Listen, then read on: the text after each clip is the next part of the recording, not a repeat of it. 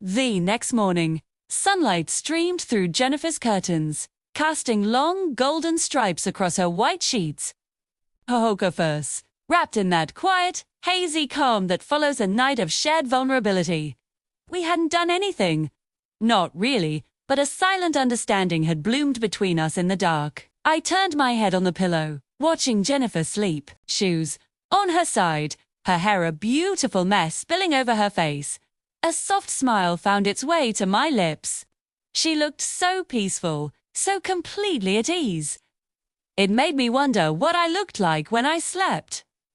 Did I look as soft? As content? Did I look like me? Carefully, I slipped out from under the covers, my bare feet silent on the cool wooden floor. I padded over to the full-length mirror near her dresser, the one she used to check her outfits. The girl who stared back still caught me by surprise sometimes. It was a familiar face, yet so new. I saw the subtle contouring I'd practiced, the gentle arch in my eyebrows I'd finally perfected, the faint hint of pink on my lips from the tinted balm I wore to bed. These weren't just makeup techniques. They were brushstrokes of my identity, traces of the woman I was finally learning to see as myself. Reaching out, I let my fingertips graze the cool glass, a delicate touch as if I were touching fragile skin. "I see you," I whispered to my reflection, to the girl in the mirror, to Amelia. And for the first time, it felt like she truly saw me back.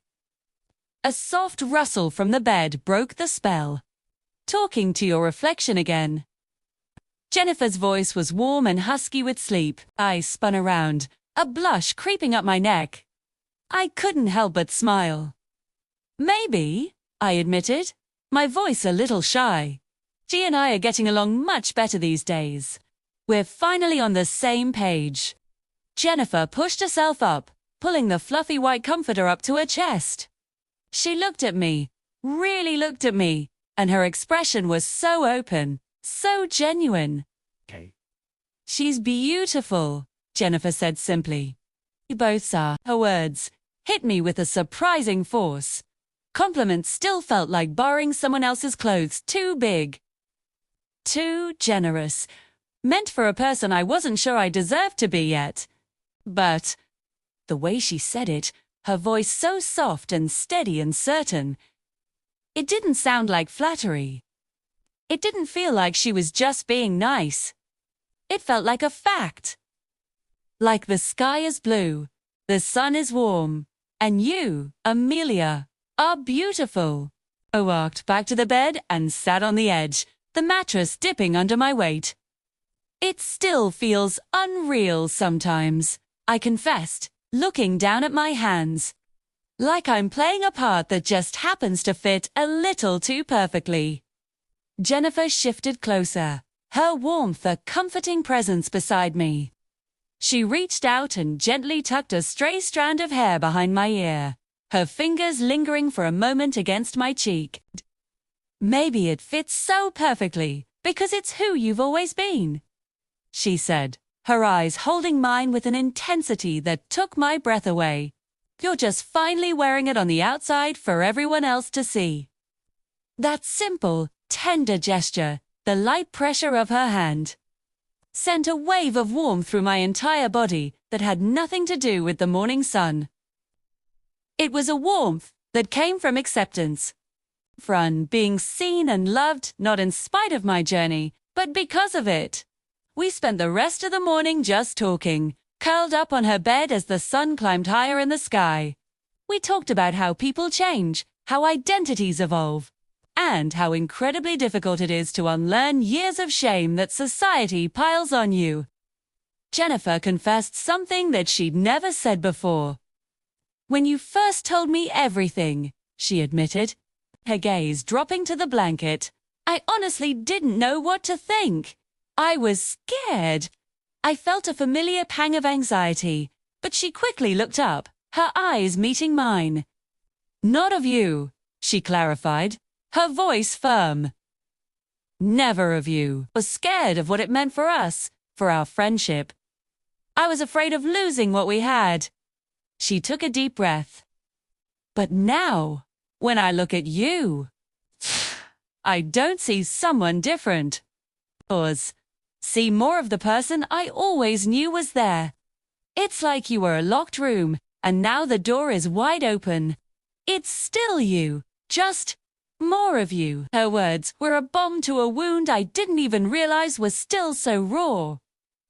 They settled deep inside me, a gentle, soothing ache of profound relief and overwhelming love.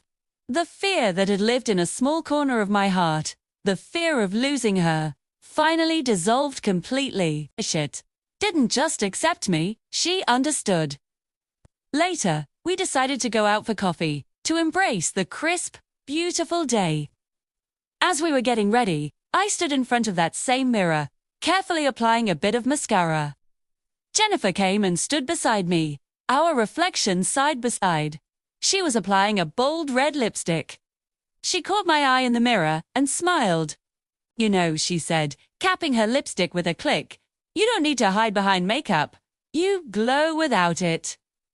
I let out a small laugh, turning to face her. "You say that, but I've seen your lipstick collection.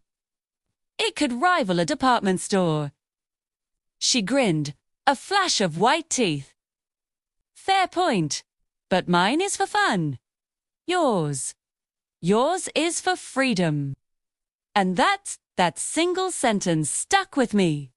It resonated so deeply. She was right. Every shade of eyeshadow, every sweep of the blush brush, every soft fabric I chose to wear against my skin. It wasn't about pretending to be someone else anymore. It wasn't a costume or a disguise. It was about becoming. It was about choosing, actively, day after day, to be the person I was always meant to be.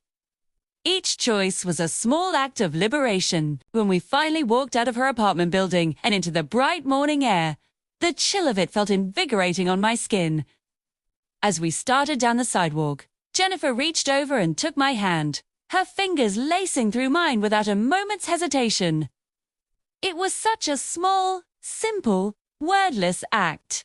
But in that moment, holding her hand, walking beside her under the open sky, a profound realization washed over me. I didn't need to prove anything anymore. Not to her. Not to the strangers passing us on the street. Not even to the girl in the mirror. Because for the first time in my entire life, I wasn't just becoming Amelia. I was her. I finally, completely, and unapologetically was. Thank you so much for joining me on this part of my story. It means the world to have you here. If this resonated with you, please consider liking this video and subscribing to the channel. I'll see you in the next one.